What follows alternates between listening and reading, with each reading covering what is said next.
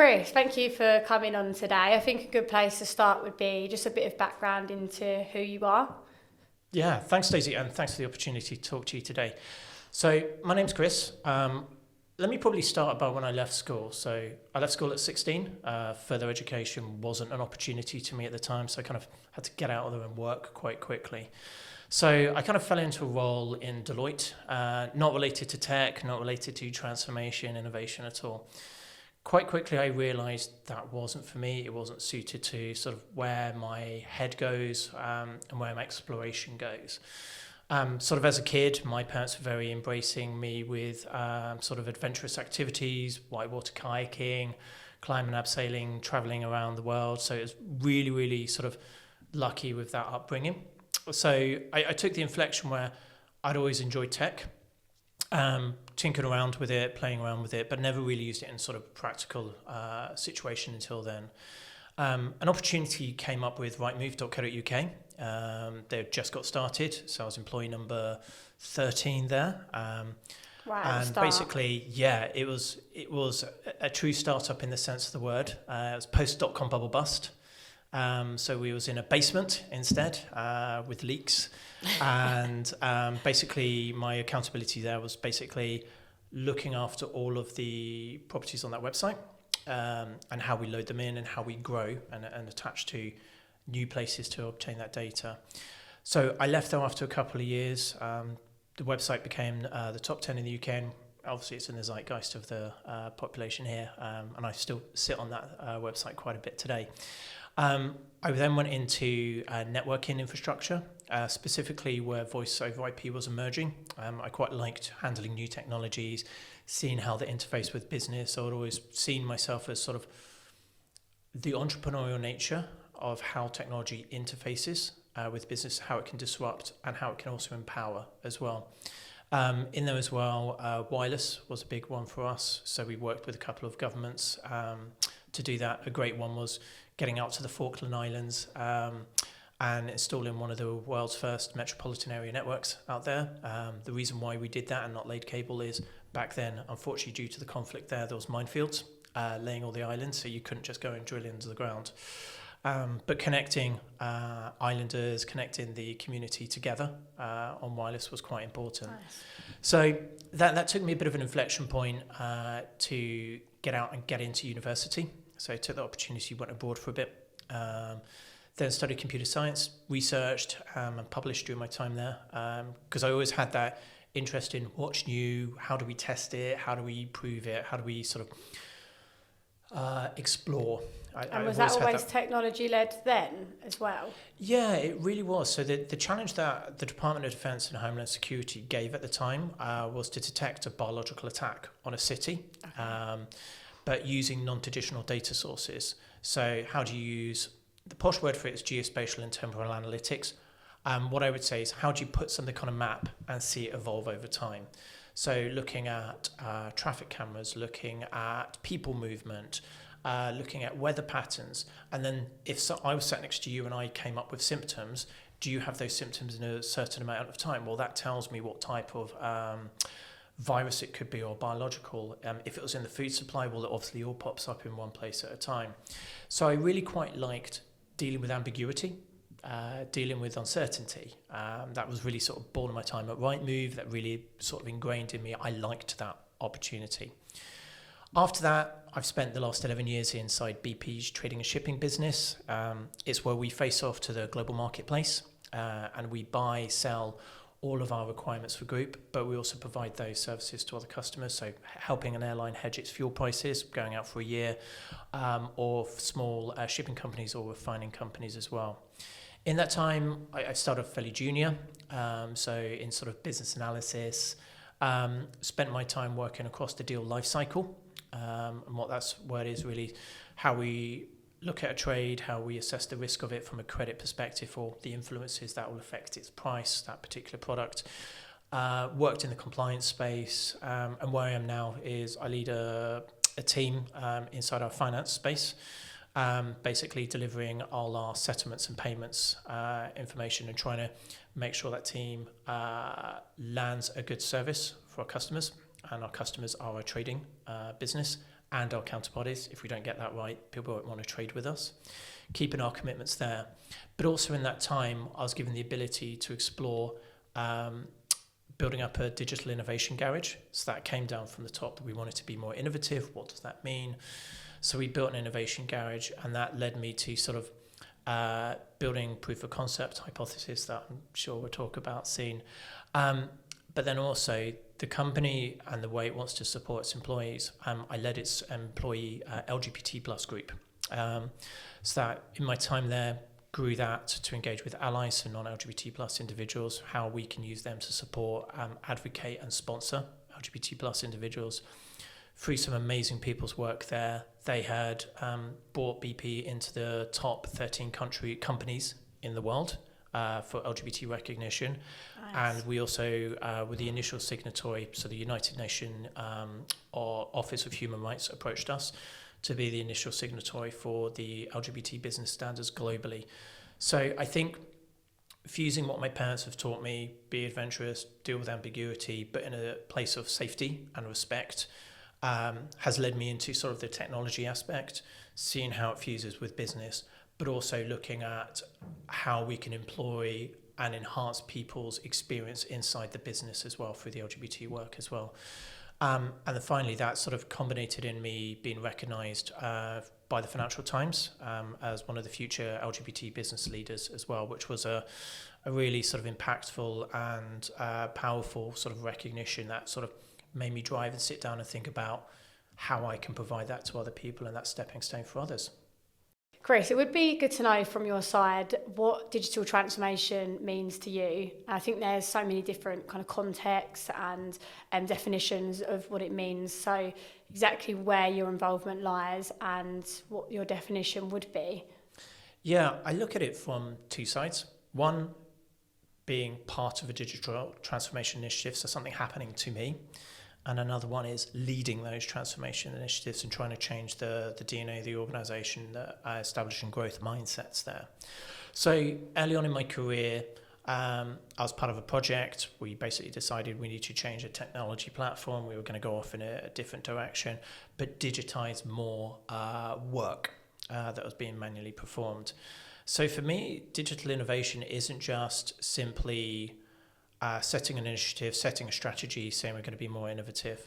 I think what I learnt a great deal on in that time was people's leadership, how they made me feel, how they gave me the ability to be curious about processes, gave me time to get intimate with the business and know its processes, know the people and know how that works and know the marketplace as well. Flipping that around to sort of later in my career and sort of leading teams and leading innovation initiatives and innovation garages, I think that's really trying to sort of look at where you want to deal with more ambiguity, test ideas, experiment more as well, and then quickly learn from that. So those experiments have results, and turning that into something whereby you can stop quickly, adjust, or actually learn incredibly quickly on something that works, and do you want to pursue that further? So when I step back from that and sort of say, well, what does digital innovation mean to me? I think it's a fusion of bringing people, bringing a cohort along with you on that change, empowering those people so it's not one person that's going to deliver that. And it's also then understanding the technologies you can use and also sometimes assessing them. And then quickly understanding, is your data right? Is your processing power good enough? Does the technology even exist at the moment to do this? To then look at new ways to sort of bring products to markets, or to completely disrupt a process that's already happening inside a business. So that's what it kind of means to me. Yeah, I think it can be quite easy sometimes to get lost in a digital transformation and from the outside in. And when you often sit back and you reflect, it really is about like the people, the processes, and that's what I'm really excited to dive in with you today and to find out more from your perspective. So Chris, you mentioned at the beginning, going through your introduction around innovation garages within BP. First of all, I think a good place to start would be to understand what you mean by innovation garages and what that means. Yeah, I think I'll probably phrase this in a couple of bullet points and let's expand on it later. I think For me, there's a couple of foundation elements of what an innovation garage is. First of all, it's a dedicated physical space. You bring a bunch of people together. And that's not just digital people, so you're not looking at data scientists, not only UI, so user interface, user experience engineers, but actually having full-time people from the business, what I would call the business, the people operating that process who would use your system or the marketplace you're trying to tap into, being inside that co-located space together. I think also you want to develop a hypothesis rapidly as well. So you want to establish an experiment with a proof of concept. I think it needs to be focused on disruptive innovation. What I mean by that is the outcome's uncertain. You don't know if it's going to work. You don't know if it's going to happen. What an innovation garage isn't, to turn it around, is I need to buy some extra licenses of this particular product to do this, or we need to install this product in. We've looked at it, we've assessed it, now we just want some money for it. It's looking at, we don't know if this machine learning algorithm can look at this data set and come out with that outcome. So you've really got to be looking at disruptive innovation and looking at uncertain outcomes is one of your foundations. I think also resource availability. So I touched upon it earlier. It's not something that it's a forum that you meet up once a week on for half an hour. It's actually a dedicated set of people that change over time, ebb and flow in and out, but actually they are co-located, sat together, and they're using design thinking, they're using workshops, they're exploring the data, they're exploring what the marketplace is like, bringing inside, outside expertise and thoughts in there. And I think as well, finally, it's support from leadership as well. So having that umbrella that it's not seen as this cool, exciting exercise, but it's actually considered as part of a BAU part of the business. You have a group of people that will ebb and flow. You're bringing new people all the time from different areas of the business. But actually the leadership is saying this is a multi-year initiative, not, oh, we're going to try this for a couple of weeks and isn't this fun and we do it once a year. It's an initiative that brings people together and actually starts to get traction and starts to change sort of the organisational mindset and sort of the behaviours. And in a remote world where everybody is kind of isolated a lot of the time, do you find that over the last few years it has been like increasingly challenging to create these like innovation garages, because that whole idea of like collaboration, everybody together, and that whole like togetherness, how do you kind of find that that's adapted in the new world to? Yeah, I think it's a great question, and I think that hits on technical literacy at one stage. So I think if we all think back to 5 years ago before we was in COVID and sort of having to work from home, the literacy we had of using Zoom, Teams, or whatever the collaboration platforms are, to using whiteboards online, to using those sorts of collaboration spaces was a lot lower, especially for me, but I saw it around the organisation. So to try and do an initiative like that and run that online, you were basically adding a lot of delay and a lot of miscommunications. You'd have to repeat and sort of restate things again.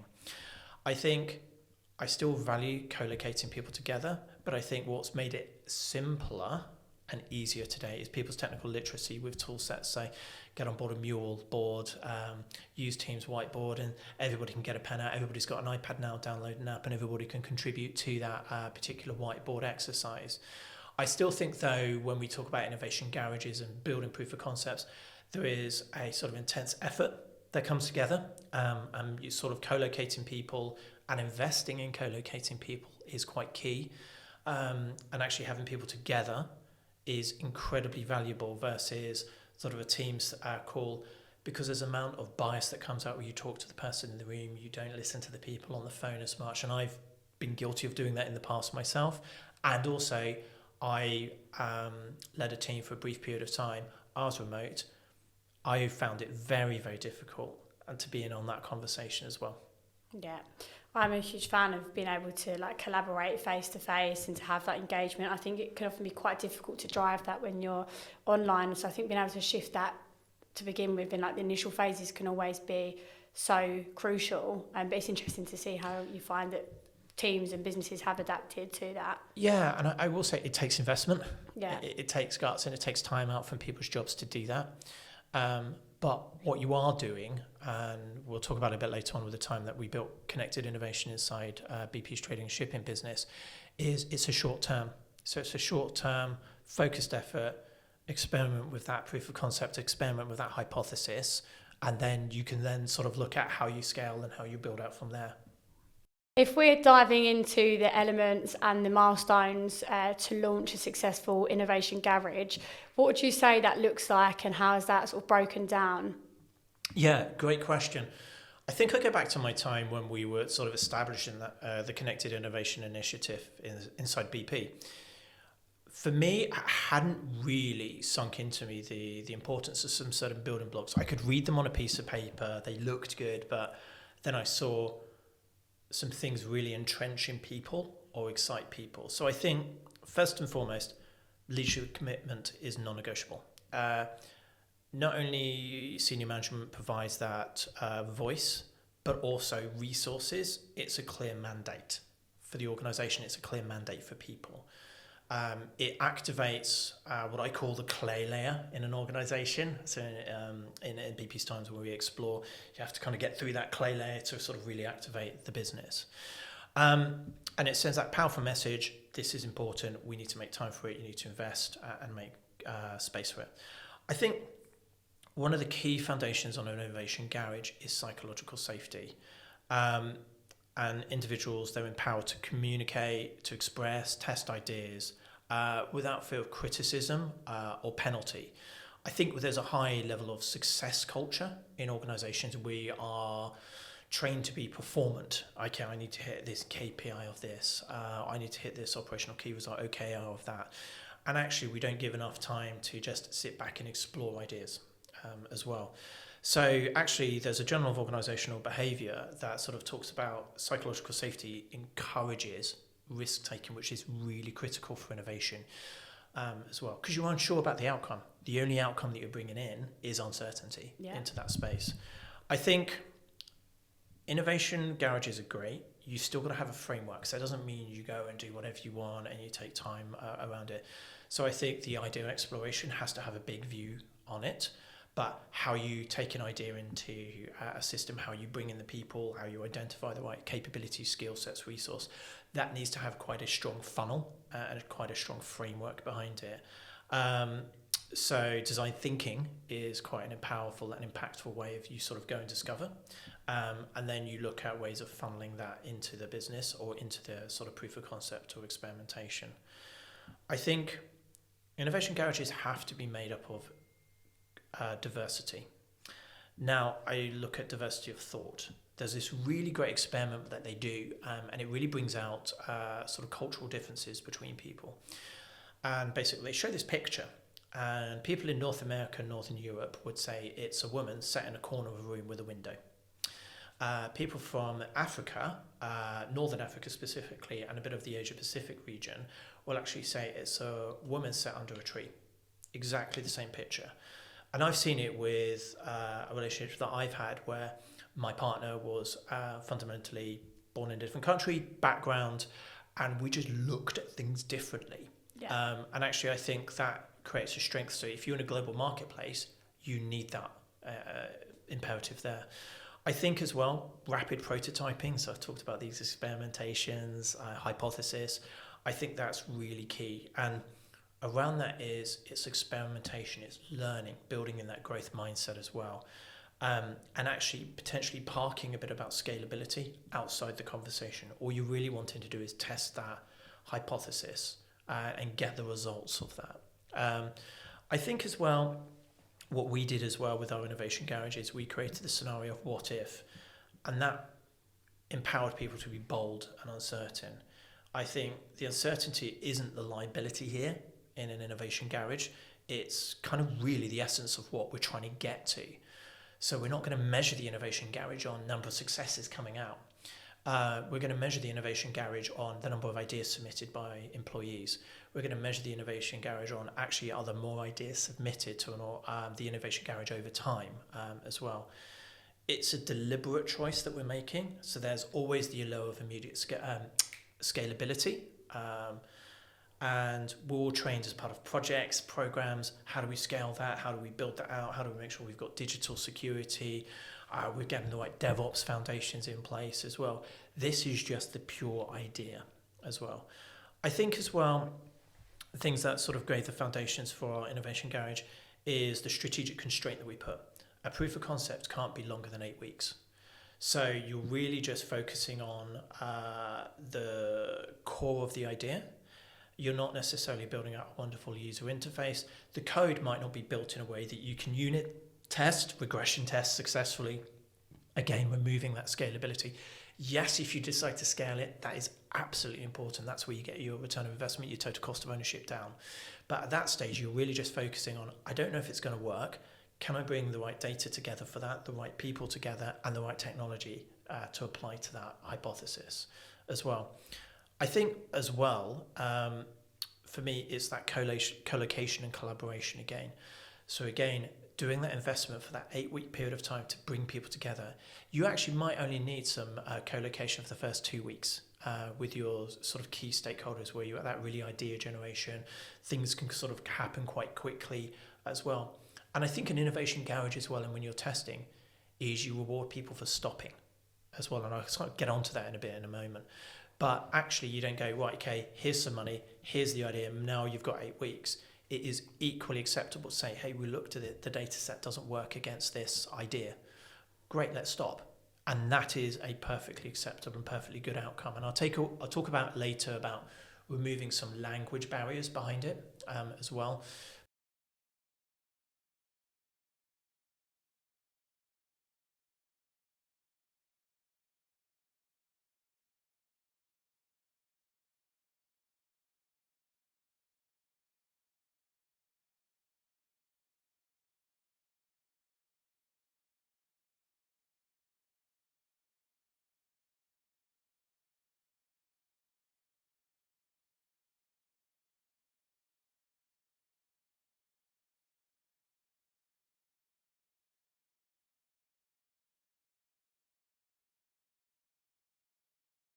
Are you thinking differently? Is the outcome uncertain? And that goes very anti-way I was brought up in business, the way I was looking at it as well.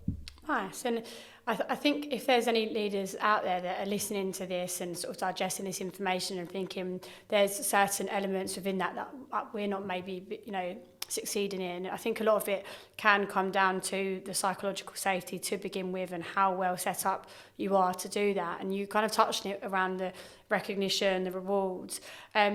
Would you say that there's any other main blockers to psychological safety that could be an easy adjustment for leaders to make they might not already have in place already, which would mean they're not necessarily well set up with those foundations that you mentioned to sort of have innovation garages in place to begin with? Yeah, I think a huge influence I think we all look back to, and I certainly do, is your own direct leader, your own direct boss, your own direct line manager, supervisor.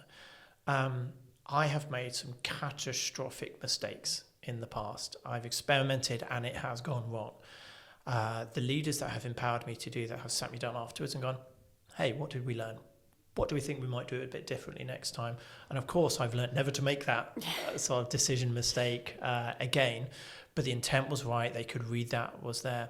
So I think having that direct line manager sort of relationship where you feel safe, or you start to feel something's going a bit wrong and you can go and sit down and talk to them, or you reach out to your peers and go, hey, this doesn't feel quite right. I had a decision a couple of weeks ago that ultimately would impact some people negatively. Not sort of letting people go or anything, but just the way a project was particularly going. And we had to make a decision. And I had the psychological safety to say, I don't really know right now. I need to have a think about this, gain everybody's opinions, and actually go and talk to some of my peers as well. So if your organisation doesn't empower that, it shuts you down and you may end up making a different decision that might be wrong because you don't get that diverse viewpoint as well. So I guess a good time to analyse as a leader, if you're leading a team or a transformation and things are going wrong, but there aren't voices that are speaking up to say, I think this is a mistake we've made, or I think we've gone wrong here. Maybe it could be a good reflection point for people that are listening to this, that are thinking, well, I don't actually think I've got that kind of those foundations in place to begin with, where people feel safe enough to say that, and then they can kind of investigate in and hone in on where it went wrong and kind of learn from that. Yeah, and I think another thing that I think there's two things that blend together. There's psychological safety and there's growth mindset. So I think about those times where I've been in those conversations with my line manager, something's gone wrong, something's not worked out quite well. And actually the focus has been, okay, what new skills have you learned out of it? What new aspects are you going to take forwards differently next time? Versus actually X equals Y, and that was the result. So this is how we're going to penalise you. So as long as the intent was right, as long as the sort of what I call blast radius was contained, absolutely sort of the support from others gone, ouch, yeah, that didn't work. I really like what you tried to do there. Okay, pivot, change. And it's not waiting a long time to sort of voice your concerns. So I think where you see digital transformations fail in organizations, and there's a good statistic about Forbes indicates about 70% of digital transformations fail in organization. I think, why is that? And actually the research is saying it's a human factor. Yes, there's a bit of technology in there. Yes, there's a bit of data readiness. But if that human factor isn't there, if that isn't that person saying, we just don't have the data that will feed into that learning model, we just don't have the technology that is that, or the process isn't quite right for this, then actually you're going to go, well, look at the technology. That looks wonderful. Yes, I like this opportunity. Invest heavily, but your people are not, A, able to learn with that growth mindset, or B, have that psychological safety where they can speak up and make adjustments or potentially stop and pause.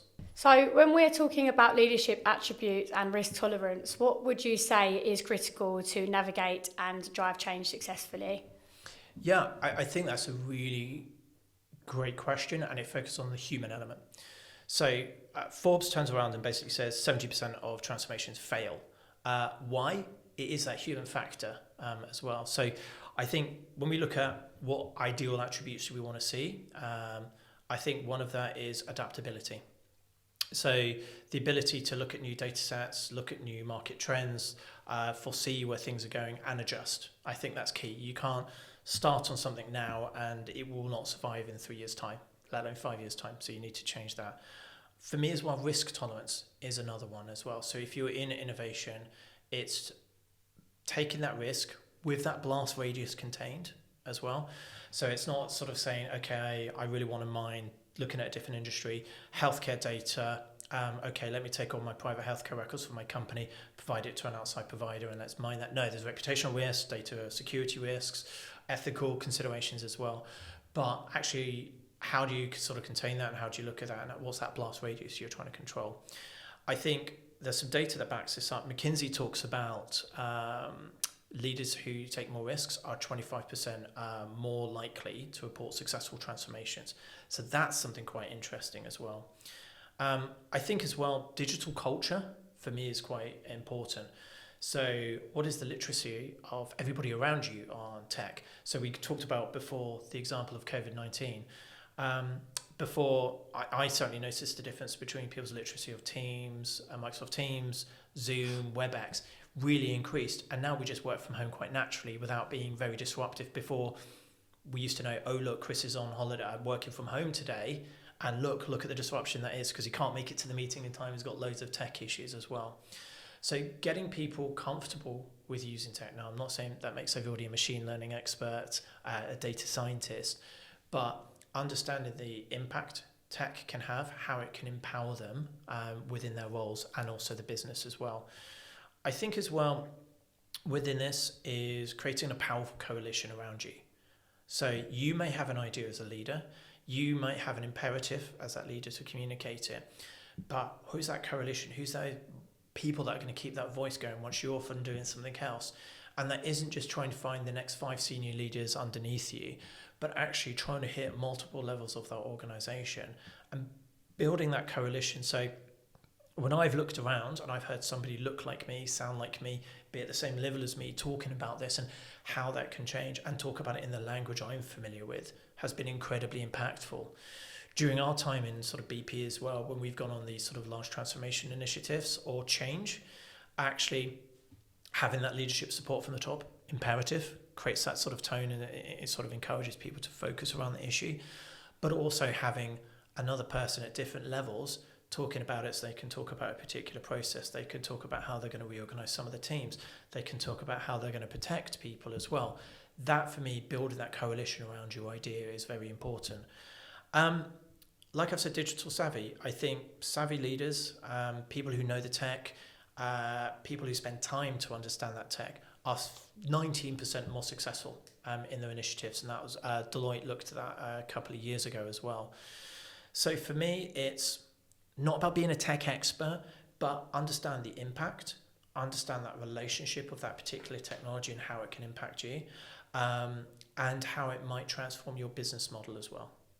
And you mentioned at the beginning of that question around people being risk takers and how much more successful they can be. And just going back to the start, I know you touched on your sort of like childhood and being adventurous and sort of being that way inclined. Do you think that leaders either are risk takers or they're not? Or do you think there's anything that people can foster to feel more comfortable to take those risks? Yeah, I think we're all different, right? And we're shaped by what we're taught and the experiences and the environment we're in. And this isn't about saying everybody now needs to dial up risk taking. For example, if you've got an auditor in your company, you don't want them to have any ambiguity and any risk as well. If you have somebody creating new ideas and in a design studio, absolutely you want them to be happy dealing in ambiguity. Happy to take a risk and try a new design model, try that A/B testing that we so frequently hear about. So I think it's really what I've understood, and when I've built teams and when I've been around people, is people who understand where they sit on that is very powerful. So some people can breed an incredible amount of value by not having any acceptance of ambiguity, not having any acceptance of risk. So like I was talking about the house data, you bring in somebody in the room with that going, oh, don't worry about that, we'll worry about that later. They could be a great protection. But do you want to build your whole team around no ambiguity, no risk acceptance? No. So I think as well, you can also set the tone to allow people with a growth mindset to adjust.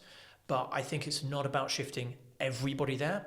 It's giving people the tool set to realize where they sit and how they can sort of participate in that program of work where they sit with risk-taking and ambiguity.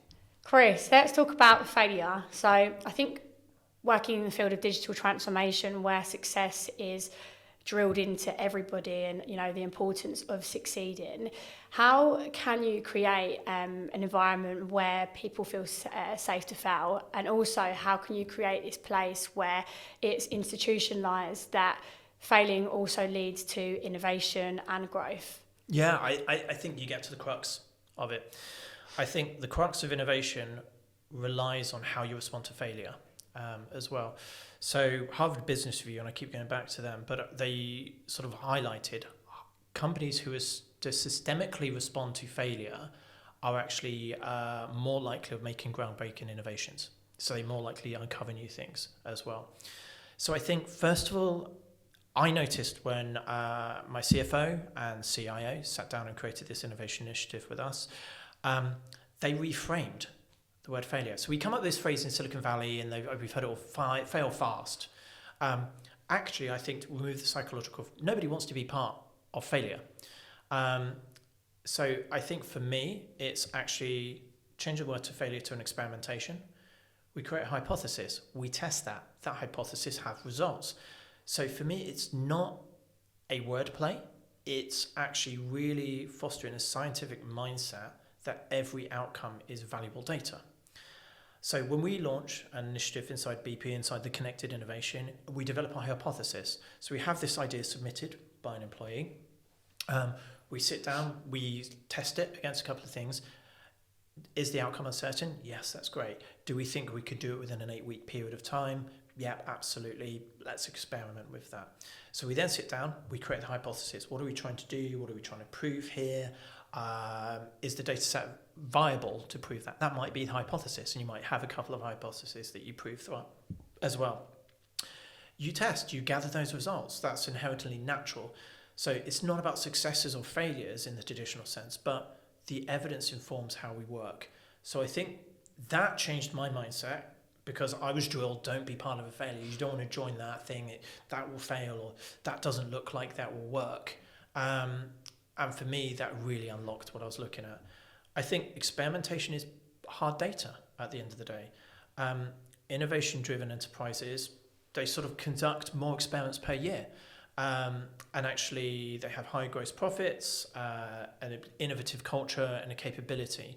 So within our company inside BP, we actually looked at some innovation sort of dials and metrics. And I've spoken about one of them before, was actually the number of ideas being submitted.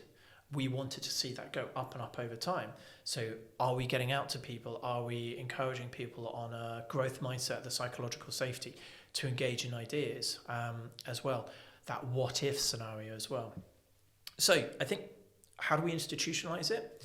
We've got to go from blameworthy to praiseworthy failures as well. So yes, we have the wordplay of failure still in there, and companies will still do that as well. So IBM, they came up with a Wild Ducks program, and they celebrated their biggest failures over the last 100 years.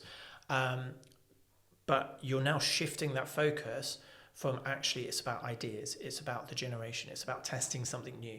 So you're actually shifting your focus to, I want X return on investment, X project to be successful, X metric to be delivered in X amount of months, to actually go and test, go and experiment, go and think differently as well. So I talk about fail fast as well, and we take that language out.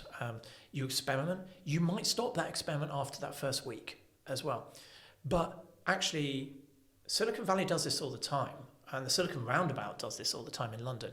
You have your A/B test. So you think, in Rightmove, we used to launch a new feature, and we'll do the A/B test. And actually, all we do is go, oh, actually, segment A works better than test B. Right, we'll put A, and we'll split A out into 2 tests now, and we'll do this. So you're constantly testing, you're constantly iterating. We didn't attack anybody's idea going, well, look, that made no change to the statistics of the site or engagement or the viewership as well. So for me, it's test, experiment as well. I think embracing failure, embracing the results is quite key as well. So companies talk about autopsy without blame. I think that can be really difficult to do within an organization when you're first sort of shifting that. But it shows it's not mere acceptance, but how you fail smartly or how you stop smartly as well. So I think set up those safe to fail experiments. So you're not dedicating a $20 million budget over 2 years with this big amount of people, and you suddenly got to stop the project or program of work after 2 months. Test, build on it. Is what I would say is sort of quite key and fundamental into sort of establishing that.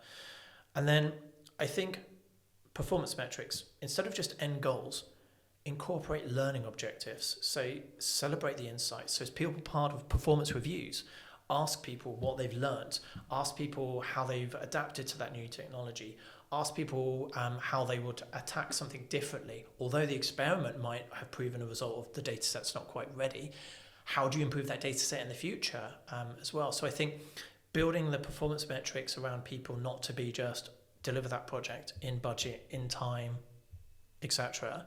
Actually, what have you learned? And embed that into that process of sort of reward and recognition of performance management as well.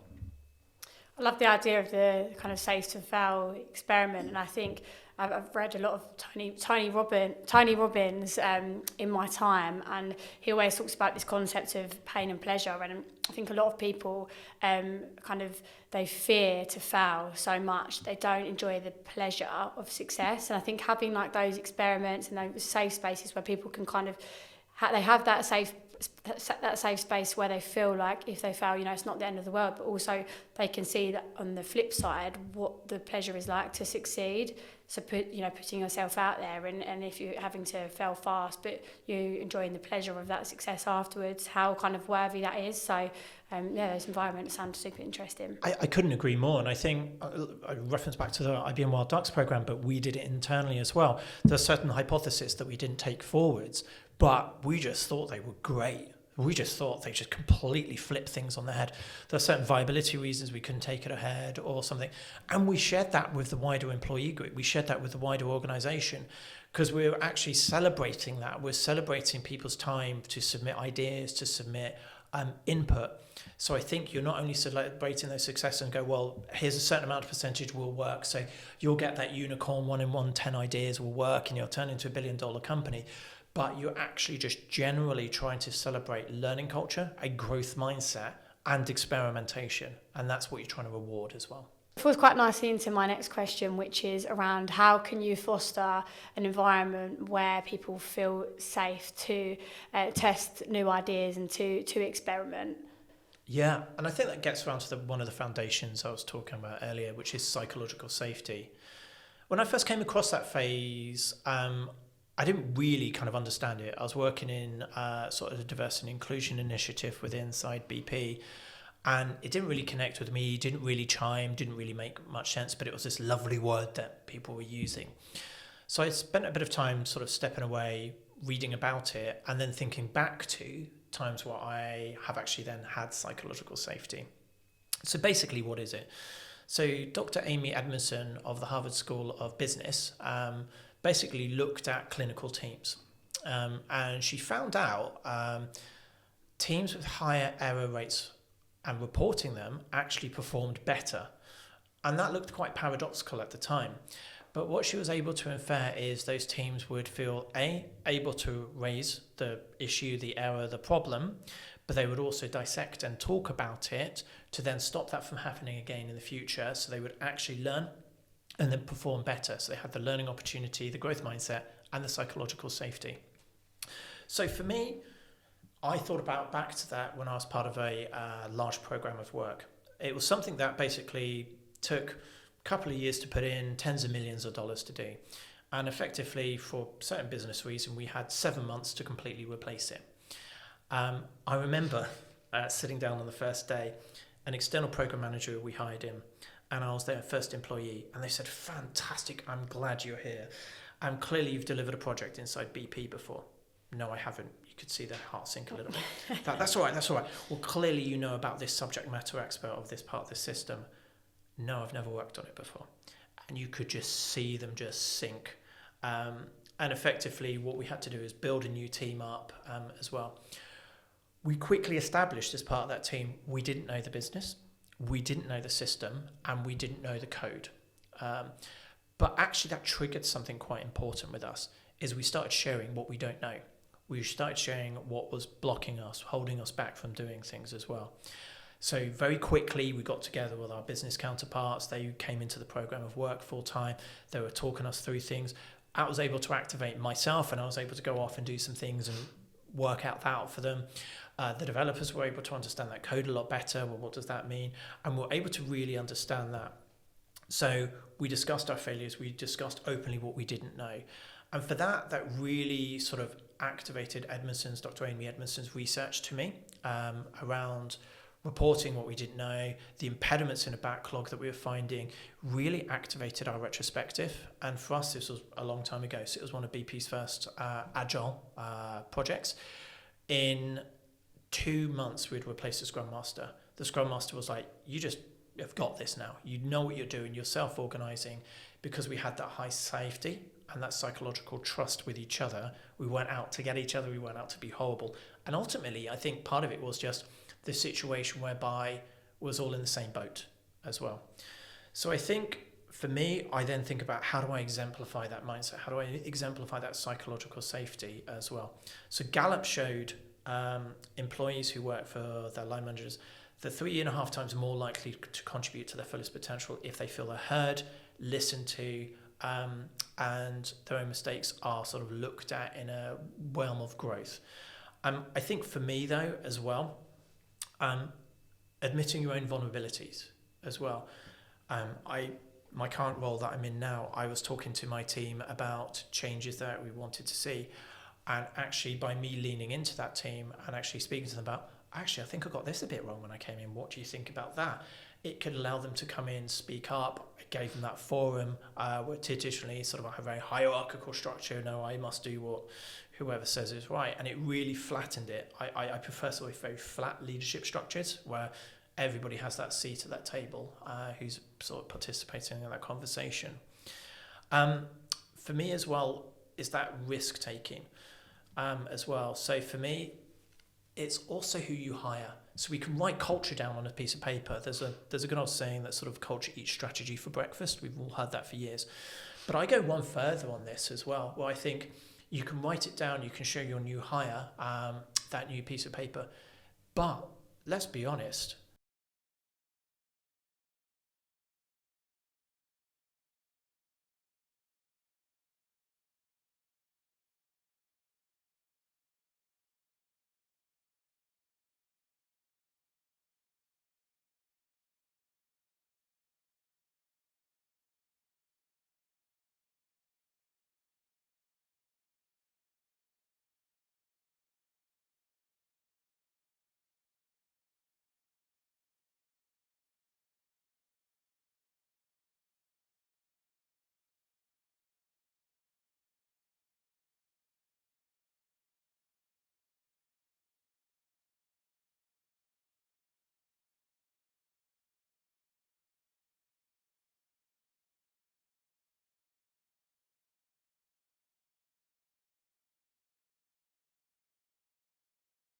placing, that was a pivotal moment for me to then go and understand and learn for myself. So the growth mindset is really activating your employees, giving them the space and time to grow, but also telling them it's actually something we value, we welcome as well, and look at challenges and opportunities to learn. Yes, it's a bit of a phrase, but how do you sort of surmount those challenges? How do you deal with that as well? And how do you give the space for people to go and grow as well? So going back to those performance conversations, not just you've hit your KPI, you've delivered this project.